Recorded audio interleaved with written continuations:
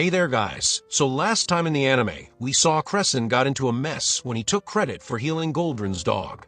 And now Goldran wants Crescent to accompany him to Lord Fennel's house because his daughter is affected by a disease called odd face, seeing no way out. Crescent asked Zenos for help because he was the one who healed the dog, not him, so Zenos had to stick with him. Then they went to see the patient, but she refused to meet anyone or agree to the treatment because surgery was important to pull out the odd face disease.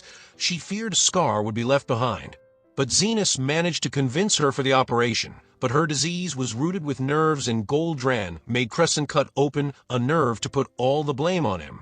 But Zenos saved the day with his powers, and seeing this, Goldran invited Zenos to his dinner party. Thanks to that, he'll be able to find out what happened to Alfred, who went missing after he too attended Goldran's dinner party.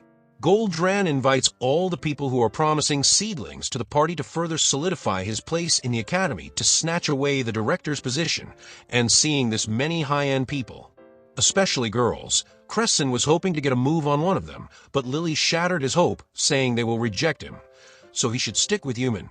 Because Lily heard from Carmilla that boys annoys the girl they like the most. Well anyways, Goldran starts a dinner party and Crescent goes ahead to make his move. Seeing that, Zenos and Lily also started their investigation by asking about the kid named Alfred who has gone missing. People point out they saw Alfred with the secretary bones last time. He's a drunk trash, but he knew about Alfred at least. He too holds him in high regard. Yet Goldran still tried to fill poison in Alfred's mind about him. That was cheesy since he is Goldran's secretary, so Lily asked a few questions to him, but Bones refused to answer. It was clear there's something Bones knows, so Lily brought some liquor to serve it to Bones herself. It was a good way to bring out the info from him because a girl pouring liquor to a man makes them melt away. Again, Carmilla taught her this, so they started with their questions. And Bones this time was willing to answer. He remembers Alfred had taken him outside to get some fresh air, so Zenos did the same to recreate the scene.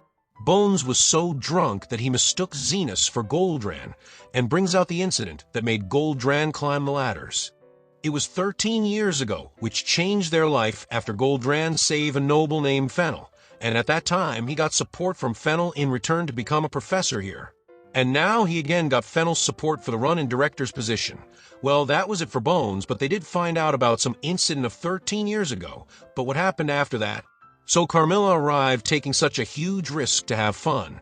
She heard the mess, and with her intellectual level, she had a possibility that she could bet on, but it's 50-50. Well, something is better than nothing.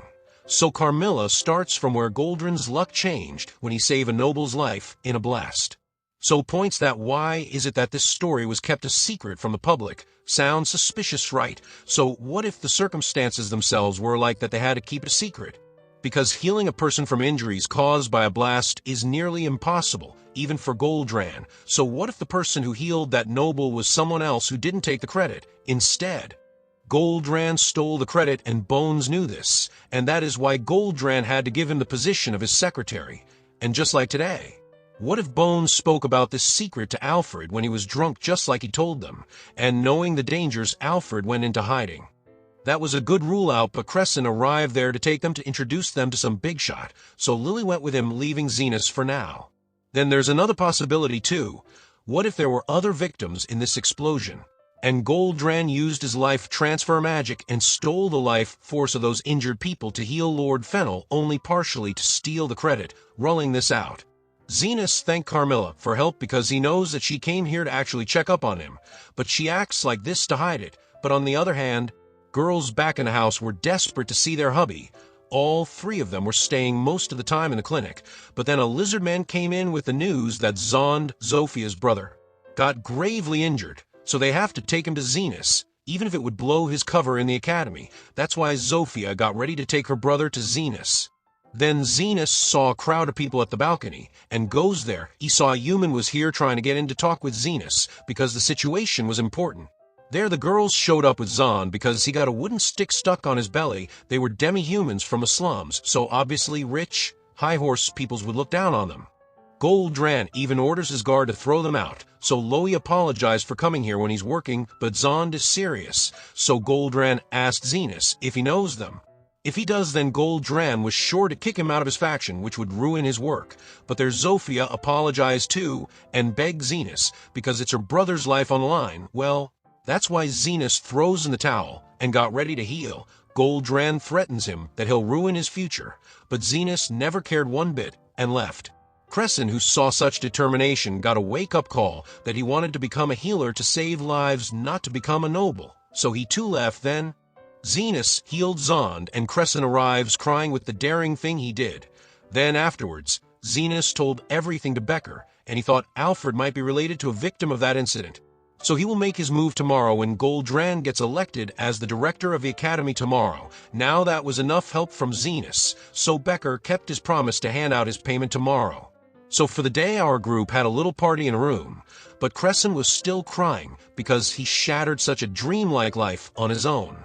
He was so drunk that he thought he's daydreaming where a wraith is staring at him, but that part was real. So Zenos assured Human she's safe. Carmilla is a good wraith, and she was here because the booze they were drinking here was hers. Then the next day, Zenos got ready to leave after taking payment from Becker. So he goes to his office, but found a photo of Becker poisoning Goldran and many others. And right there our episode 11 ends. So stay tuned to watch the last episode of the anime. And for that, subscribe to the channel and hit the bell icon to never miss an update. Till then, take care.